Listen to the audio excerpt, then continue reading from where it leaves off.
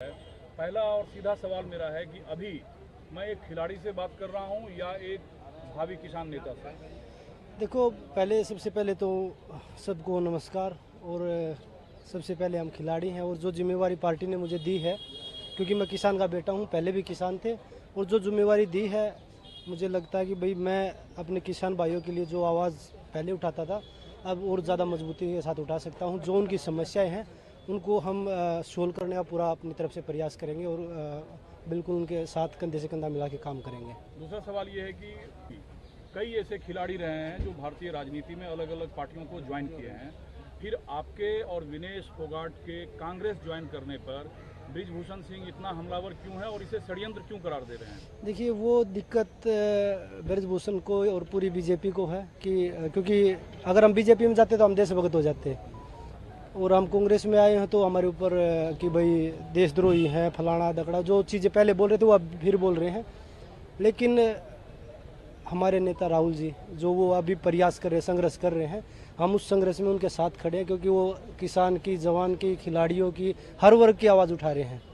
तो हम उनके साथ कंधे से कंधा मिला के मजबूती के साथ काम करेंगे। और जो लोग बोल रहे हैं बीजेपी के बृजभूषण को तो मुझे लगता है मीडिया ने ज़्यादा हैवी कर रखा है, नहीं तो वो सबको पता है किस प्रवृत्ति का आदमी है, तो उनके ऊपर बोलना तो उसको खामखा हाइप देना है। लेकिन वो तो कहते हैं कि पार्टी अगर इजाजत दे तो मैं हरियाणा अगर भाजपा सबका वेलकम है। देखो, सबका वेलकम, सबका अधिकार है। अगर उनकी पार्टी इजाजत देती है तो आना चाहिए उनको। हरियाणा की जनता तय करेगी ना वो तो। प्रेस कॉन्फ्रेंस के दिन आपने और ने जितनी भी बात कही बहुत सधी हुई बात थी, लेकिन जब भी ओलंपिक्स कहीं दुनिया में खेली जाती है तो पूरे भारत की नज़र हरियाणा प्रदेश पे होता है, क्योंकि हरियाणा जो है वो भारत के झंडे को बुलंद करता है। इस बार जो विनेश नहीं जीत पाई गोल्ड, उसके पीछे मुख्य वजह क्या मानते हैं आप? देखिए, वो विनेश ने बताया कि एक दिन मैं फुर्सत में बैठ के उस चीज़ पे बात रखूंगी, तो मुझे लगता है हमें उसका इंतज़ार करना चाहिए। चीज़ें हमें भी पता है, लेकिन हम विनेश के मुँह से सुनेंगे तो और अच्छा रहेगा। एक खिलाड़ी जब राजनीति तो राजनीति के लिए कितना अच्छा और कितना बुरा हो सकता है? देखिए, अच्छा करना हर आदमी के हाथ में होता है और मेहनत हर आदमी कर सकता है। तो हम कोशिश करेंगे, हम देश की जनता का जो ग्राउंड लेवल पे, चाहे वो स्पोर्ट्स की बात है, चाहे वो किसानों की बात है, जवानों की बात है, उसके लिए मेहनत करें। जैसे कुश्ती में मेहनत करके ओलंपिक तक पहुंचे थे, मेडल जीता है, उसी तरीके से राजनीति में स्टार्टिंग से लेके लास्ट तक मेहनत करके पहुँचेंगे। दूसरा सवाल ये है कि कांग्रेस पार्टी काफ़ी प्राउड फील कर रही है आप दोनों के कांग्रेस में आने को लेकर, लेकिन बृजभूषण ने ही कहा कि कांग्रेस बृजभूषण को पछतावा होगा, कांग्रेस पार्टी को पछतावा होगा एक दिन। पछतावा तो वो रेसलिंग फेडरेशन के अध्यक्ष बनने तो हमारे पूरे देश को भी है, तो उसको क्यों बार बार वेलकम करते हैं हरियाणा आए चुनाव प्रचार के लिए? देखो, सबका अधिकार है, वो हरियाणा की जनता तय करेगी, आप उसको क्यों आइब दे रहे बार बार? अगला सवाल लेता हूँ, जो आपने कहा कि जहाँ से भी विनेश फोगाट लड़ेगी उसे तो कोई हरा सकता है चुनाव, क्या विनेश फोगाट इतना इतना आसान उम्मीदवार है जिसे हराया जा सकता है? कौन से मुख्यमंत्री जी ने बोला है? सैनी साहब ने। सैनी साहब फिर अपनी सीट क्यों ढूंढ रहे हैं, सेफ सीट? सैनी साहब बोल रहे हैं कि विनेश को कोई भी हरा सकता है, फिर आप लड़ लो खुद जुलाना से। और खुद कभी करनाल से बोल रहे हैं, कभी लाडवा से बोल रहे हैं, तो वेलकम है जुलाना में, आप लड़िए। आप तो स्टेट के मुखिया हैं। मैं सुबह से 5 दफ़े यहाँ आ चुका हूँ, यहाँ हज़ारों की संख्या में भीड़ है। कांग्रेस पार्टी काफ़ी उत्साहित है कि हरियाणा में हम सरकार बनाने जा रहे हैं। इस बीच उसी भाजपा का आरोप है, जब कांग्रेस अकेले दम पे दावा करती है चुनाव जीतने का, तो फिर समाजवादी पार्टी और आम आदमी पार्टी से गठबंधन की कोशिश क्यों कर रही है? फिर दावा, फिर ऊपर क्यों गठबंधन कर रखा है? फिर 240 लेके आप विपक्ष में बैठ जाओ। भाई, जो चीज़ इंडिया गठबंधन में जो लोग हैं उनके साथ तो मिलके एक साथ आगे बढ़ रहे हैं मजबूती के साथ, फिर आप भी छोड़ दो उनको। 240 लेके आप बैठे हो, विपक्ष में बैठो आप लोग। आप ये कहते हैं अगर गठबंधन के खिलाफ भाजपा है तो खुद का भी गठबंधन तोड़? हाँ, वही तो बोल रहा हूँ ना, फिर अपना छोड़ के और बैठो विपक्ष में। आपको लगता है आम आदमी पार्टी का कोई मजबूत राजनीतिक आधार है हरियाणा में? देखिए, वो आला कमान तय कर रहा है कि भाई गठबंधन किस तरीके से हो रहा है, वो जब होगा वो सब लोगों के सामने होगा। लेकिन आप तो हरियाणा घूम रहे हैं ना, कांग्रेस पार्टी क्या अकेले दम पर जीतने में सक्षम नहीं है? देखिए, वो बताया, उस पे मैं अभी कोई चर्चा नहीं कर सकता। वो जो हमारे जो ऊपर लोग बैठे हैं, जो आला कमान बैठा, वो फैसला ले रहा है, वो फैसला लेगा, वो अच्छा ही लेगा। दूसरा, आपको एक बड़ी जिम्मेदारी पार्टी में दी गई है, इसीलिए मेरा पहला सवाल ही वही था कि किसान वेलफेयर को लेकर, किसानों के मुद्दे को लेकर आपको आगे बढ़ना है।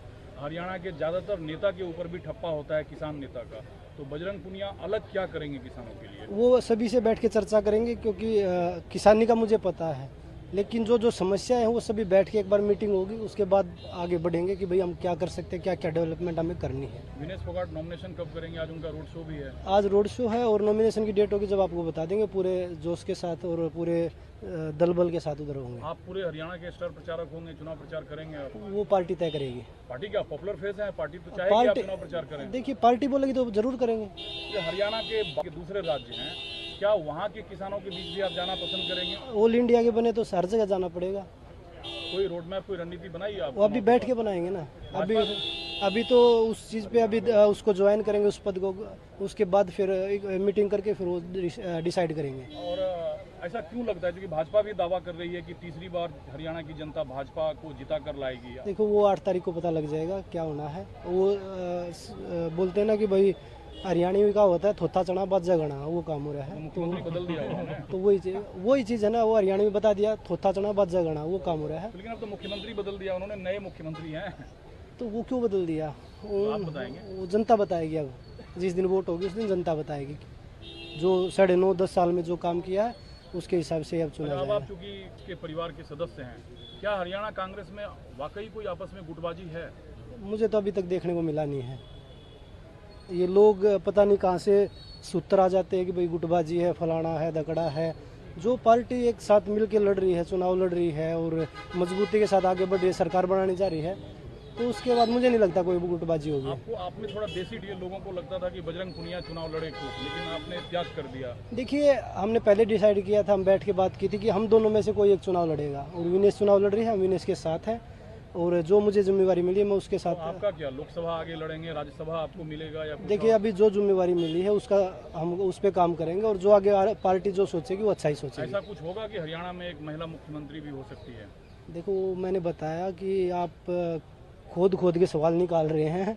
जो पार्टी तय करेगी, पहले चुनाव होता है उसके बाद पार्टी तय करेगी कि भाई क्या करना क्या नहीं करना। और यहीं का पूछा जाए, सुरेंद्र भाई भी काफ़ी यात्रा कर रहे हैं, युवाओं के बीच काफ़ी पॉपुलर हैं, और हुड्डा साहब खुद पहले के मुख्यमंत्री हैं और अभी भी दावेदार वही हैं। दोनों में आपको पसंद कौन है बेहतर? बाप बेटे में चुनना हो तो किसको चुनेंगे आप? आप कांग्रेस पार्टी के हमारे बड़े लीडर हैं और दोनों हमारे सम्माननीय हैं और दोनों से हम राजनीति सीख रहे हैं कि भाई आगे हमें कैसे बढ़ना है, हमारे लिए प्रेरणा है।